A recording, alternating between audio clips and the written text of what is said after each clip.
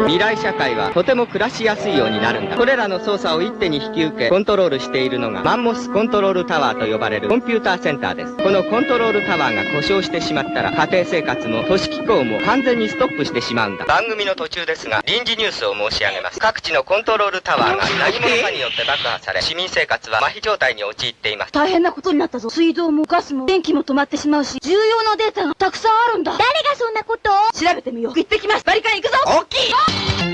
これはひどい。ナチュラル星人の翼だ。他の机行ってみよう。お、よくも邪魔したな。行くぞ。帰ろうバリカン。